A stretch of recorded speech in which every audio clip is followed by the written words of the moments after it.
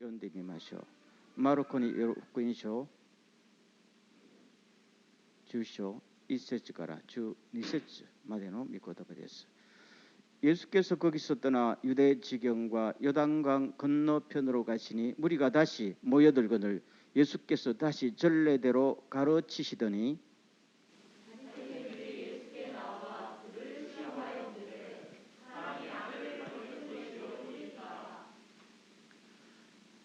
(3절) 대답하여 이르시되 모세가 어떻게 너희에게 명하였느냐?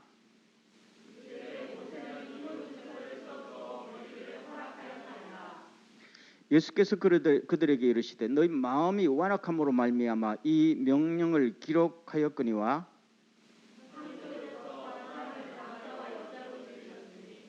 이러므로 사람이 그 부모를 떠나서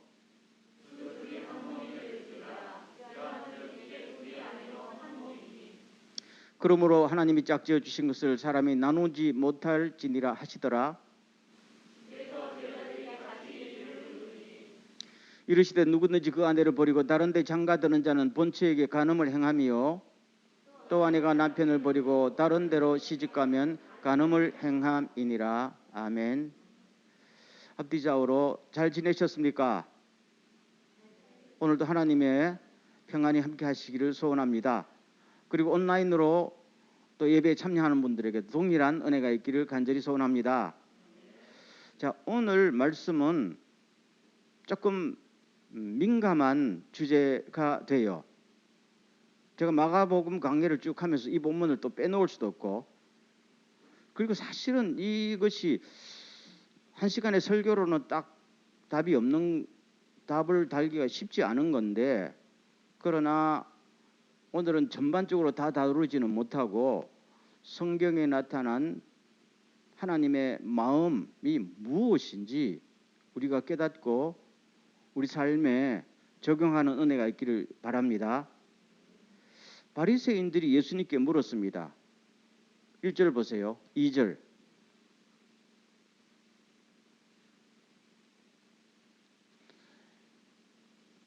시험하여 물었다 그래요. 이 주제가 민감하니까 예수님의 대답에 따라서 예수님을 이제 발목을 잡을 수도 있다는 것이죠. 그래서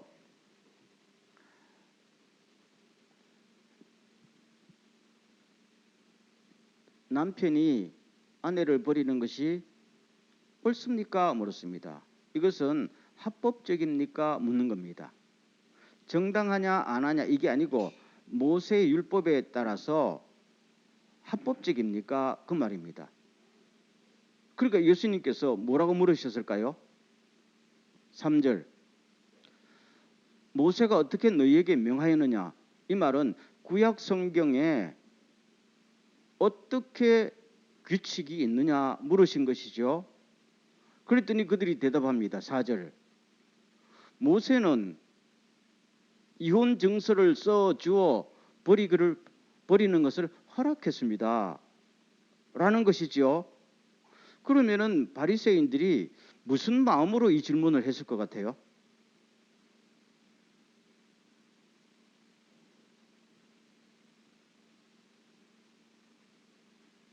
그렇죠. 그러면은 구약성경 신명기 24장 1절에 나오는 말씀이 중요하거든요. 그 24장 1절을 한번 비춰보세요. 다 같이 시작. 남녀가 결혼을 하고 난 다음에 남편이 아내에게서 수치스러운 일을 발견하여 아내와 같이 살 마음이 없을 때는 아내에게 이혼 증서를 써주고 그 여자를 자기 집에서 내보낼 수 있습니다. 요 기절입니다. 요 이후에도 보충 설명이 4절까지 나옵니다만은, 그럼 여기에 근거해서 그 당시에 유대인들이 여자에게 수치스러운 것이 발견될 때는 이혼 증서를 써주고 합법적으로 아내를 버릴 수가 있습니다. 이혼할 수가 있습니다. 한데 원래 의미는 버릴 수가 있습니다. 그 이야기예요. 물론 그 뒤에 예수님께서 대답을 정확히 하십니다만은 그러면 이게 무슨 말인가 한번 보세요. 왜 이런 배경의 질문이 나오는가 하는 것을 우리가 알아야 됩니다.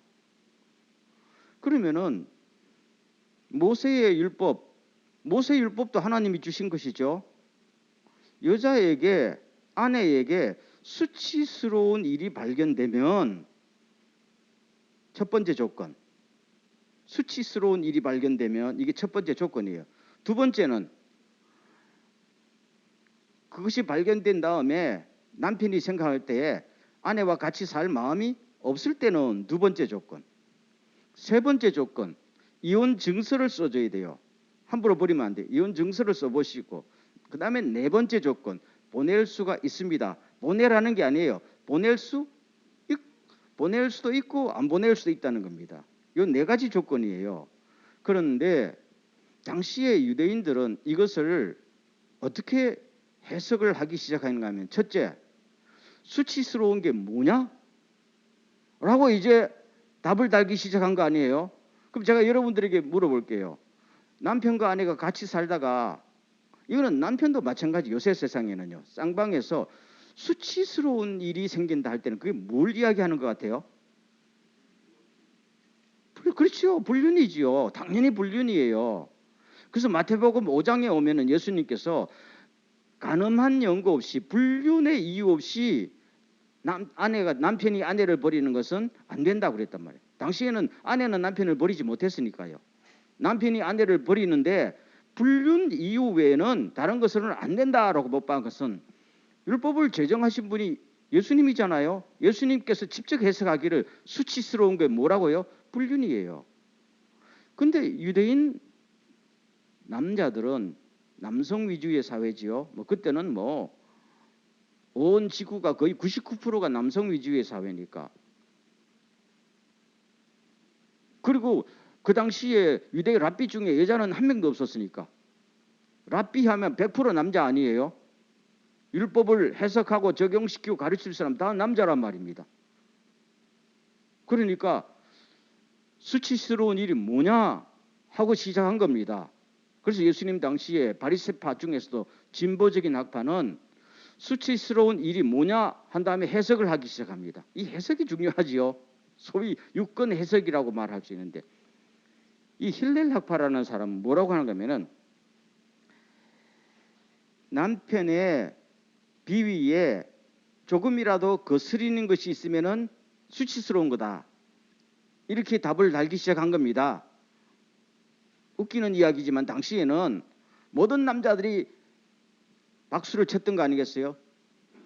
두 번째, 여자가 빵을 굽다가 태웠다, 이것도 이혼 사유가 돼요. 수치스러운 일이니까요. 그러면은 권위 있는 랍비가 이것을 해석하면 사람들은 들을까요, 안 들을까요? 아멘 아멘 하고 들을 거 아니겠어요? 여자가 빵 굽다가 태웠어요. 그러면 이혼 증서 쓰고 내보낼 수 있다는 거예요. 누구의 명령이라고? 하나님의 명령이라는 거지요. 하나님은 이런 명령을 한 적이 있어요, 없어요? 없잖아요. 이 수치스러운 것 갖다가 이렇게 비트는 거지요. 한 걸음 더 나가서 랍비 아키빠라는 사람이 있어요. 이 사람도 유명한 랍비예요. 이 사람은 이 수치스러운 것을 진일보해서 해석합니다. 자기 아내보다도 더 이쁜 여자가 나타날 때는 수치스럽다는 거야. 이혼 사유가 된다는 거예요. 혹은 아내가 늙어서 주림이 너무 많아도 이혼 사유가 된다는 이야기예요.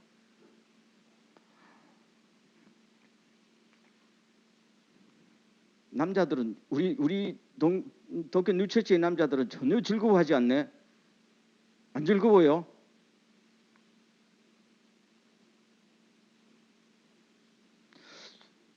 여러분, 이 성경 해석, 구약 성경의 이 랍비의 해석을 또 자기들 맞게 이렇게 또 이용해 먹는 게 이슬람이거든요.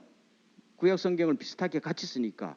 그래서 이슬람에서는 한번 진일보해가지고 최근까지도 남자가 자기 아내에게 나는 너와 이혼한다 라고 3번만 이야기하면은 이혼 사유가 돼요.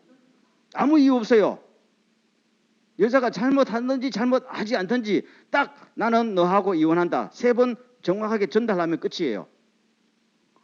이게 말이 돼요, 안 돼요? 안 되지요? 이런 배경에서 예수님께 질문을 시작한 겁니다. 근데 또 하나죠요. 두 번째, 같이 살 마음이 없을 때는 이 말입니다. 그러면은 같이 살 마음이 있는지 없는지는 누가 결정해요? 남편이 결정하지요. 아내는 이혼할 권리가 없어요. 남편만 이혼할 권리가 있단 말이에요. 이게 말이 돼요, 안 돼요? 여러분, 옛날 영화, 드라마 많이 보지요? 아마 그걸 보면 이해가 될 거예요. 왕이 있는데 왕에게는 여자가 한 몇 명쯤 있는 것 같아요? 많지요? 적게는 10명, 많게는 100명씩. 옛날 백제의 의자왕은 몇 명이 있다고 그랬어요? 3,000궁요. 오스만 제국에 그 하렘에 들어가면은 뭐 1,000명, 1,500명 보통 있었단 말이에요. 그러면은 그 수많은 여자들은 임금의 여자잖아요. 평생 가도 임금 얼굴을 한번 볼지 말지 해요. 그렇지요? 그런데 이런 악조건 속에서 이혼할 수 있어요? 못해요. 딴 남자한테 사랑을 고백해요? 그 죽는 거예요. 그런데 왕은 지 마음대로 여자를 버리거나 죽이거나 마음대로 해요. 그렇죠? 그런데 이것은 인권유린이죠. 인권유린을 넘어가서 생존권을 박탈하는 거지요. 왜요? 한 사람의 아내였던 사람이 버림받으면 어디로 가요? 어디로 갈까요? 제 생각에는 10중 8구 사창가로 빠지게 돼 있어요. 그 당시는요. 그 생존권 박탈이에요. 그런데 이것을 제도화해 놓은 것이 뭡니까? 당시의 법이라니까요. 그러니까 남자들은 합법적으로 이혼하는 거지요. 여자들은 뭐예요? 아무런 권리가 없어요. 이런 이야기란 말입니다. 그러면 예수님의 대답이 뭔가 한번 보겠어요. 본문으로 돌아갑니다. 마가복음 10장 5절로 돌아갑니다. 시작. 예수께서 그들에게 이르시되 너희 마음이 완악함으로 말미암아 이 명령을 기록했지만, 그 다음에는 쭉 길지만은 내용을 요약하면은 하나님께서는 절대로 그걸 원치 않으신다 그 말이잖아요. 서로 사랑하고 행복하게 살기를 바라신다 그러잖아요. 그러면은 아니 그래도 그렇지 하나님께서 왜 이혼을 허락하셨는가? 이 이혼이라고 하면 좀 이상해요. 버리는 것을 말이야. 버리는 것을. 여러분 지금 이게요. 오늘 21세기는 이해하기 힘든 거예요. 요새는 여성의 권한이 남성 이상으로 신장됐기 때문에, 남성 이상? 모르겠어요. 하여튼 대단히 신장됐기 때문에 뭐 여성에게 버림받는 남자들도 허다하게 나오거든요. 근데 그 당시에는 여성에게 버림받는 남자는 존재하지 않아요. 그렇죠? 이런 때에 남자가 여자를 버리는데, 그럼 왜 이혼 증서를 써서 이혼할 수 있다고 하셨는가? 보세요. 그러면은 물어볼게요. 남자와 여자와 살아요. 남자는 갑이고 여자는 을이지요. 그럼 남자는 살다가 저 여자가 마음에 안 들어. 마음에 안 들어요. 합법적으로 이혼할 수 있는 법이 없으면 어떻게 할까요? 어떻게 할 것 같아요? 법도 발달이 안 돼 있고 남자는 갑이고 권력을 갖고 있고 여자는 그 당시에 그냥 인권이 없는 사회 아니에요? 여자가 마음에 안 들 때는 어떻게 하면 될까요? 딴 여자가 더 좋은 여자가 있는데 어떻게 할 것 같아요? 간단하잖아요. 그래서 예수님께서 너희 마음이 완악하기 때문에 이 율법을 허락했다는 거잖아요. 그렇지만 하나님의 마음은 아니다 하는 이야기예요. 이 정도라도 탈출구를 안 만들어 놓으면 여자는 어떻게 될 것 같아요? 맨날 두들겨 맞지요. 안 되면은 뭐예요? 모든 걸 뒤집어 씌워놓고 쫓아내지요. 그것도 안 되면은 쥐도새도 모르게 죽이지요. 이제까지 역사가 그런 거 아니에요?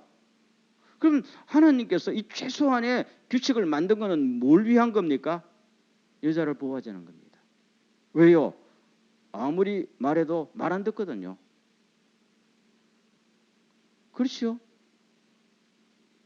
이미 그 당시에는 일부 다처제가 횡행하던 판에 남자들의 이 갑인 세상에서 여자들을 내 몸처럼 사랑하라 하면은 이 사람들은 뭐예요? 차라리 하나님 안 믿고 말지. 이거 아니에요. 그래서 아직도 그런 하는 단계에 높은 율법을 매길 수가 없었던 겁니다. 왜요? 완악하기 때문에. 완악하다는 말은 뭐예요? 완자는 뭡니까? 고집이 세다는 거잖아요. 악하다는 것은 악하다는 거.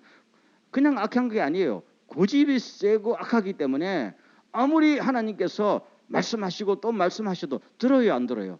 안 들어요. 안 들어요. 그래서 하나님께서 이 약자를 보호하기 위해서 차라리 그러려면은 조건이 있다. 음행한 영고, 불륜 위에는 못 버린다. 버리더라도 사사로이 버리지 말고 합법적으로 법적인 보호 절차를 거쳐서 여자에게 수치스럽지 않게 여자의 인권을 망가뜨리지 않게 왜 합법적인 절차를 거치면 여자의 인권이 망가지지 않지요. 그렇게 해서 해야 된다는 겁니다. 한 사람의 인권과 생존권을 존중하면서 보호하는 겁니다. 그렇죠? 이런 바탕에서 말씀하시는 겁니다. 하나님은요, 지금 이 본문이 9장에서부터 계속 나오는 주제죠. 작은 자에게, 작은 자를 실족시키면은 차라리 네가 바다에 빠져 죽는 게 낫다. 작은 자에게 힘없고 보잘것없고 네가 밟아도 꿈틀거리지도 못하는 사람에게 냉수 한 그릇 대접하면 하늘의 상급이 크다. 아멘. 똑같잖아요. 근데 이것은 뭡니까? 가까운 사이에서 적용시키는 겁니다. 그런 말씀하시는 거예요. 그럼 한 걸음 더 나가서 보겠어요. 예수님의 이 정신을 가지고 고린도 교회에 설명한 분이 바울 사도거든요. 고린도 교회는 되게 성적으로 문란한 교회였고 거기서 겨우 예수 믿었기 때문에 아직 말씀이 뭔지 성령의 감동이 뭔지도 모르고 예수 믿어도 자기가 아버지 배운 대로 아버지한테 배운 대로 그렇죠? 그 사회에 배운 대로 하는 거 아니겠어요? 그러다 보니까 뭐 아직도 초신자인 겁니다. 이럴 때에 가정이 참 힘들잖아요. 그래서 예를 들어서 질문이 들어오니까 예를 들어서 이야기입니다. 어떤 여자가 예수를 믿었어요. 근데 남자는 예수를 안 믿어. 그러면 같이 살아야 돼요? 안 살아야 돼요? 같이 살아야지요. 이게 고린도전서에게 주어진 7장 말씀이에요. 어떤 남자가 예수를 믿었는데 여자는 안 믿어요. 같이 살아요? 안 살아요? 같이 살아야 돼요. 언제까지요? 서로 사랑하며 죽을 때까지. 왜냐하면은 그 예수 믿는 여자 때문에 남자가 거룩해지고 예수 믿는 남자 때문에 여자가 거룩해서 다 하늘나라에 하나님의 자녀로서 영원한 생명 얻고 들어갈 수도 있다는 이야기입니다. 이거 획기적인 개념이에요. 당시 유대인들은 여자가 거룩하지 않으면 나도 거룩하지 않기 때문에 상종을 안 했어요. 그랬지요? 그래서 바리새인들은 세리들이나 그 창녀들이나 식사를 안 했잖아요. 그 예수님은 세리들하고도 식사하고 창녀들하고도 식사하고 왜요? 예수님의 생각은 예수님 자신이 거룩하니까 예수님과 접촉하는 모든 사람은 거룩해진다는 거예요. 전혀 반대지요. 그래서 이 사도 바울은 예수 믿는 여자가 예수 안 믿는 남자와 살면은 예수 안 믿는 남자가 예수 믿는 여자 때문에 거룩해 돼서 하나님의 축복을 받을 수 있다는 거예요. 아멘. 왜요? 축복의 통로가 되었으니까. 아브라함에게 주신 말씀. 예수 반대가 또 될 수도 있는 것이죠. 그런데 만약에 예수 안 믿는 남자가 예수 믿는 여자 보고 너 같이 살지 말자.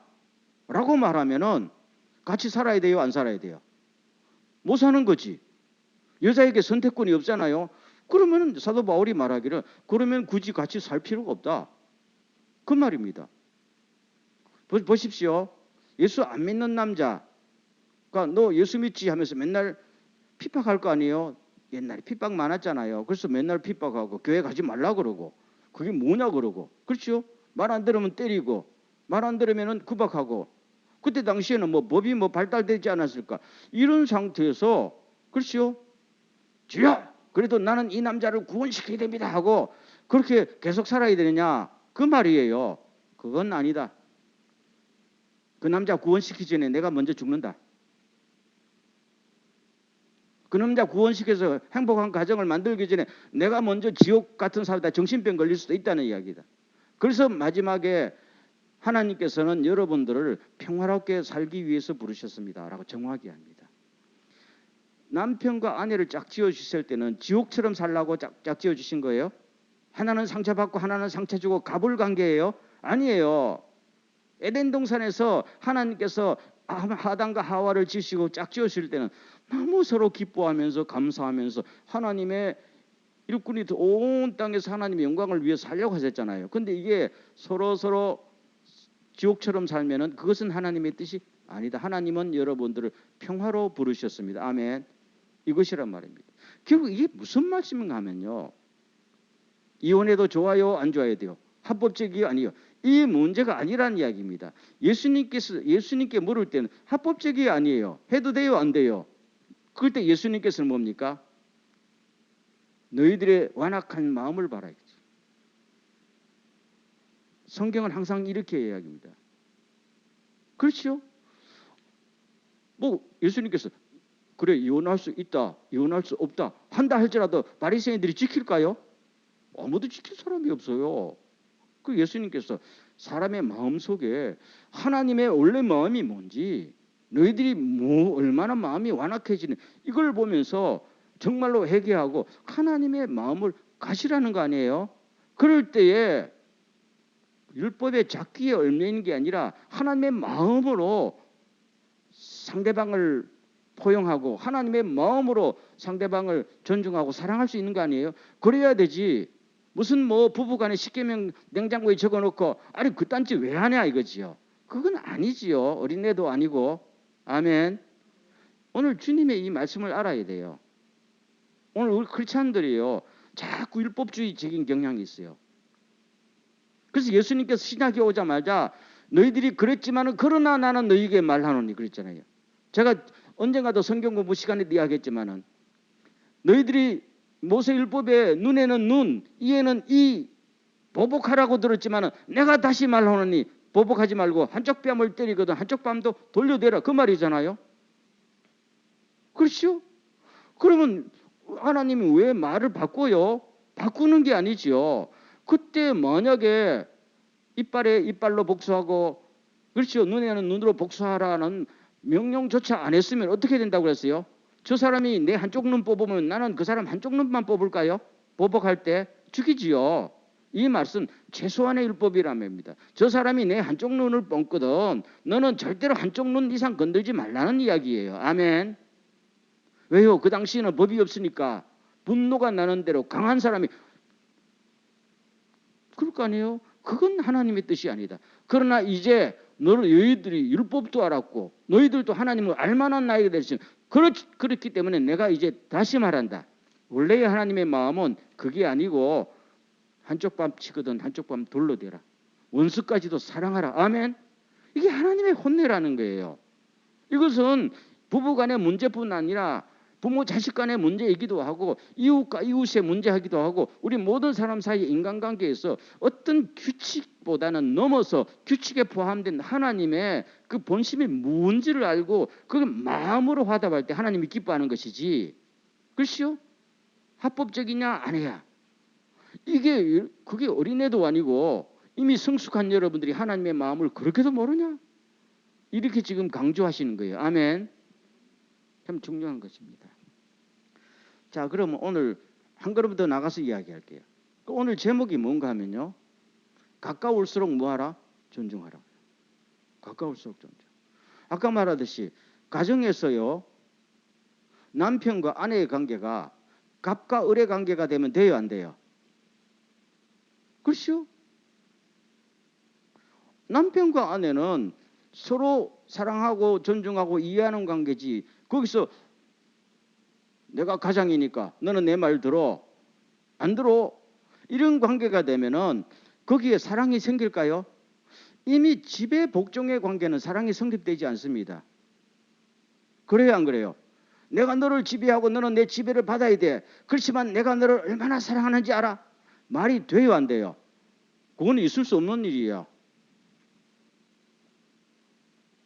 근데 사람들은 그것이 성립될 수 있다고 생각하는 것이 사람들이에요. 특별히 몸에 힘을 가진 사람들의 생각이란 말입니다. 파워하라, 파워 허레스멘트라고 그러죠. 이것은 가까운 데서 생겨요, 먼 사이에 생겨요? 가까운 사이에요. 이 파워 허레스멘트는 나의 파워가 미치는 범위 안에서만 일어나는 거예요.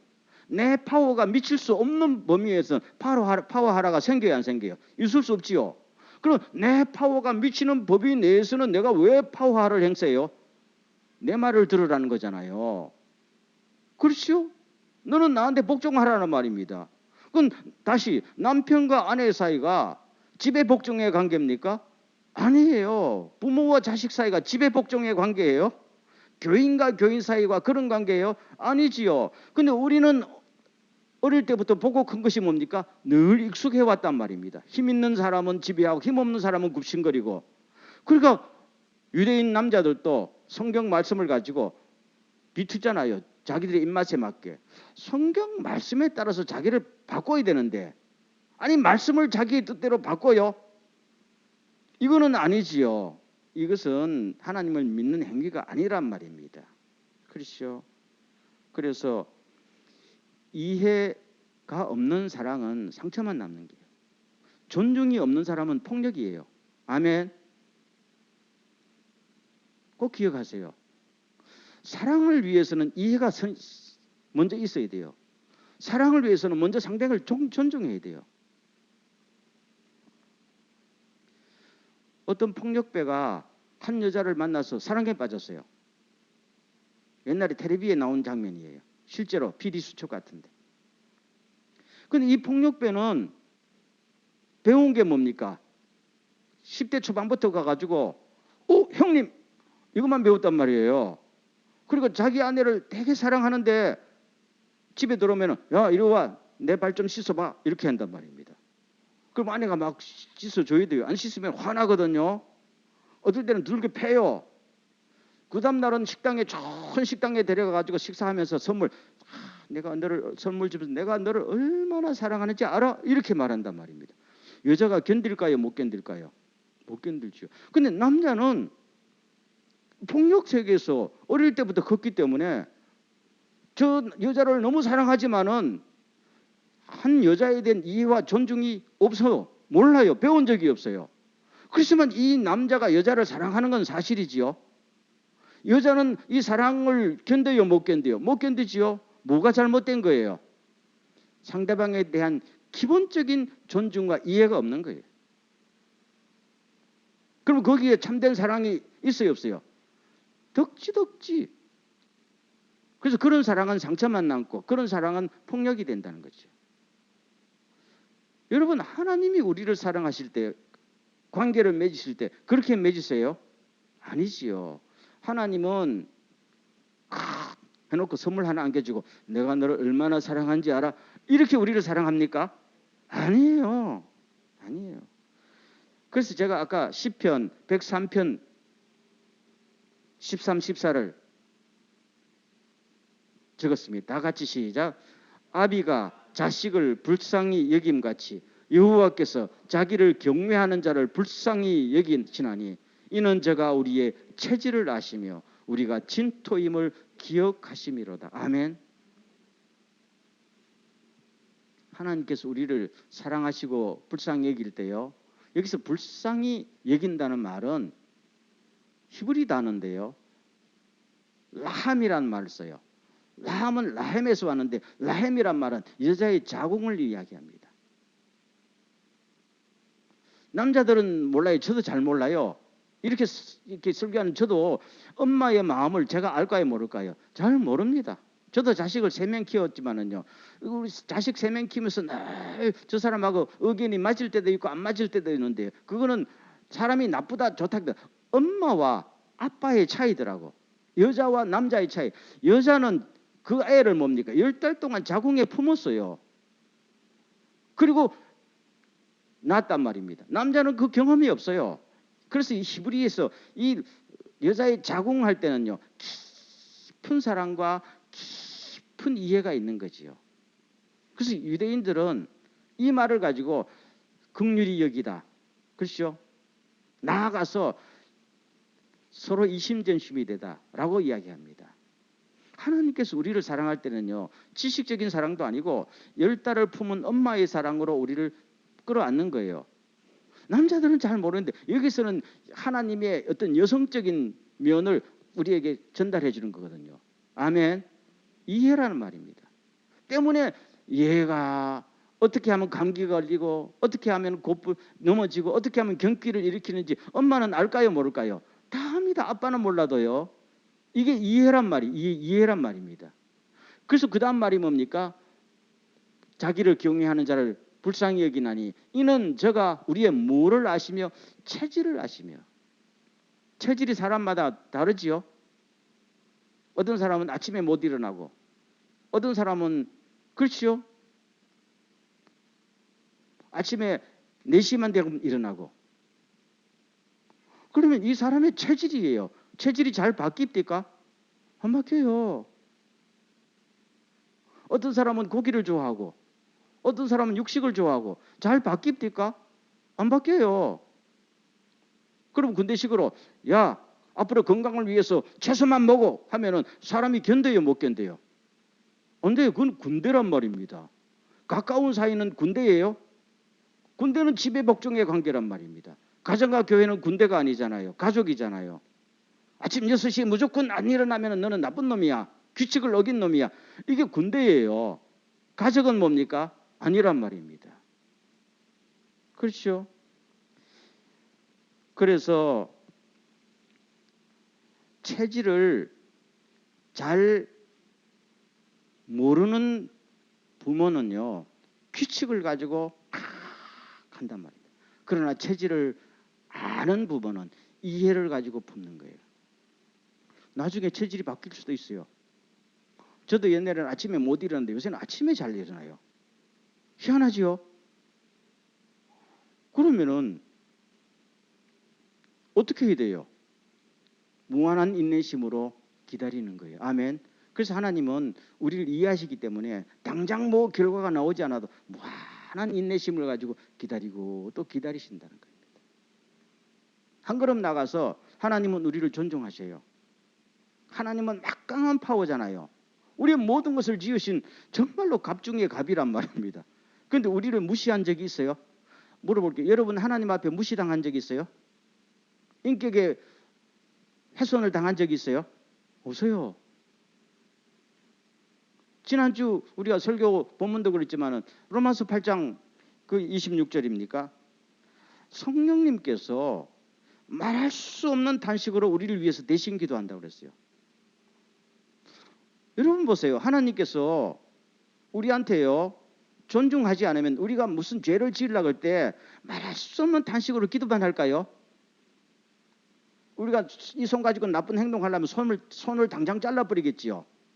그러지 마! 너희놈! 나쁜 놈! 눈 가지고 뭐 나쁜 짓 하면 눈을 당장 뽑아버리겠지요. 그런데 왜 충분히 그럴 자격과 그럴 파워가 있는 분이 우리가 뭘 하면은 가만히 계시고 마음속에서 말할 수 없는 탄식으로 하나님 아버지 저 김혜규 저놈 참 불쌍히 여겨 주십시오.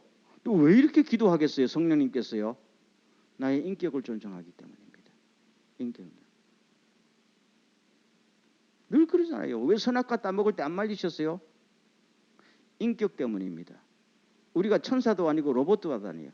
우리는 하나님의 성품을 닮은 인격이기 때문에 우리와 스스로 깨닫고 스스로 주님과 교제하는 주님 닮은 사람이 되기를 원하는 겁니다. 그래서 설사 우리가 나쁜 짓 해도 우리 손을 묶지 않아요. 여러분 나쁜 짓 할 때 하나님께서 여러분의 손발을 묶거나 자릅니까? 아니에요. 그분은 충분히 그래서 우리를 바른 길로 데리고 갈 수 있는 분인데 참으시면서 탄식하며 기도하십니다. 왜요?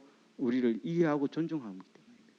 그래서 우리가 주님을 만날 때마다 예수 그리스도 앞에 올 때마다 하게 되면은 아무런 응어리가 있어요, 없어요? 없지요. 오히려 미안하기만 하지요. 이게 주님이 우리를 대하는 방식입니다. 그렇다면은 우리가 남을 대할 때도 가불의 관계도 아니고 집의 복종의 관계도 아니고 한 사람을 볼 때요, 한 인간으로서, 아멘, 한 인간으로서 깊은 이해를 가지고 존중을 가지고 그래서 관계를 맺어 나가기를 바랍니다. 이게 부부 간에만 문제가 아니에요. 그렇지요? 모든 관계 속 이것이 이 사회를 바로잡고 이 땅에서 하나님의 나라를 이룩하는 원칙 아니에요? 그런데 이걸 오히려 사회적인 가치관을 가지고 성경을 자꾸만 왜곡시키면은 어떻게 돼요? 교회가 뭐 수만 개, 수백만 개 돼도 이 사회를 도전하고 이 사회를 바꾸는 빛과 소금이 돼요? 아무것도 아니에요. 아무것도 아니에요. 지금 교회가 그런 상태 아니에요. 그래서 여러분, 저는 무슨 그게 아니라 정말 우리가요, 나 하나가 하나님 알겠습니다. 이제는 하나님의 마음을 내가 품고 이 세상에서 주님의 마음을 뿜어내는 사람이 되기를 원합니다. 아멘. 그거잖아요. 너희가 누구의 마음을 가졌다? 그리스도 예수의 마음을 가졌다. 그렇잖아요. 그렇죠. 우리는 하나님으로부터 사랑받을 자격도 없고 존중을 받을 만한 일도 한 적이 없어요. 그렇지만 하나님은 그렇게 해주시잖아요. 그렇다면 우리가 이웃을 볼 때나 특별히 가정에서부터 서로 깊은 이해와 존중을 가지고 사랑을 하고 관계를 맺을 때요, 거기서 하나님의 나라가 이루어지는 거 아니에요? 아멘. 때문에 이혼을 해요, 안 해요? 무슨 낙태를 해요, 안 해요? 답을 주세요. 이게 아니고 정말 한 인간이 뭔지를 알고 인간을 향한 하나님의 그 사랑과 하나님의 뜻이 뭔지를 안다면은, 저는 그렇게 생각해요. 어떤 상황에서 결과는 사실 따라오는 거잖아요. 어떤 개인을 만날 때요, 하나님께서 관계를 맺어주실 때요, 너가 정말로 하나님의 심정으로 최선을 다했느냐? 주님 그걸 보시는 거 아니에요? 그렇죠? 그렇다면 우리는 하나님 앞에서 가책이 없는 거 아니에요? 최선의 노력도 안 해놓고 답이 뭐예요? 무책임한 것이지요. 오늘 주님은 그걸 이야기하는 거예요. 그 다음 기절은 제가 설명하지 않아도 여러분 충분히 소화할 수 있을 거라고 생각해요. 그렇죠? 그리고 마지막 맺겠습니다. 왜 이런 지배 복종의 관계가 가까운 데서부터 일어날까요? 가까운 데서부터 서로 존중해야 평생 동안 서로 행복하게 살 거 아니에요. 근데 왜 가까운 데서부터 이런 지배 복종의 관계가 생겨나 파워하라가 왜 생겨나느냐? 욕심 때문입니다. 사람의 욕심. 그렇잖아요. 사람은 자기 성취욕이 너무 센 사람은, 그렇죠? 가정도 주변 사람도 다 뭡니까? 자기 성취를 위해서 희생해 줘야 된다라는 이 생각을 갖고 있어요. 자기 어떤 성취욕이 너무 심한 사람은요, 그렇게 살다 보면 나중에 나는 성취되는데 어떻게 돼요? 아무것도 남는 게 없지요. 가정도 떠나가고 다 떠나가고 나 혼자만 외톨이 되는 거 아니에요? 그러면 그 성취라는 게, 성공이라는 것이 나한테 무슨 플러스가 있어요? 실패뿐인, 상처뿐인 성공이 되지요.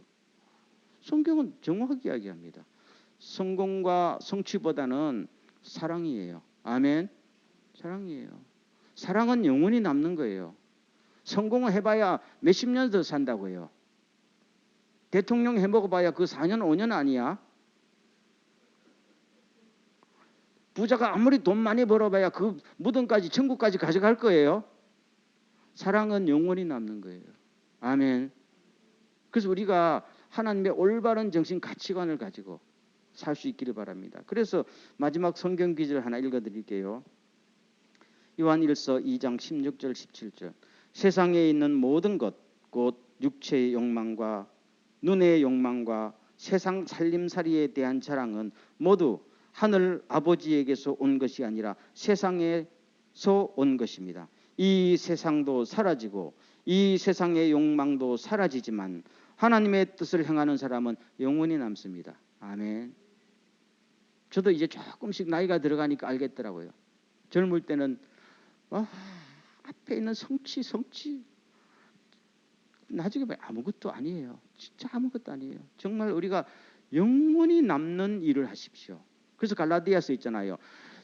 영원한 생명, 영원한 하늘나라를 바라보면서 씨앗을 심어라. 썩지 않을 양식을 위해서 일하라. 그게 뭡니까? 하나님의 성품을 담고 하나님의 말씀을 순종할 때 하늘에서도 우리는 영원히 남는 거 아니에요? 이 땅의 성공, 거머쥐는 거, 그 위에서 지배복종의 관계를 만들고 사람을 도구로 삼고 사람을 희생시키고 그래서 상처가 덕지 있는 다음에 뭐가 남아요? 그래서 우리는 오늘 이 말씀을 통해서 이거는 비단 부부관계, 가정애뿐만 아니라 모든 인간관계에 통용되는 하나님의 놀라운 말씀이다 라는 걸 꼭 깨닫고 주여 이제부터는 주님의 마음을 알기를 원합니다. 주님의 마음을 이 세상에 뿜어내는 주님의 일꾼 되기를 원합니다. 아멘. 그런 은혜가 있길 주의 이름으로 간절히 축원합니다. 이 시간 한번 우리가 통성으로 기도할 때요. 아버지 하나님, 우리는 세상에 속한 사람이 아니고 하늘에 속한 사람임을 믿습니다. 하나님의 가치관, 하나님의 생명력, 하나님의 품성을 가지고 이 세상을 바꾸는 이 세상의 빛과 소금이 되게 하여 주시옵소서. 성령님의 인도를 우리는 원합니다. 하나님의 뜻을 이루는 도구가 되게 하여 주시옵소서. 다 같이 기도합니다.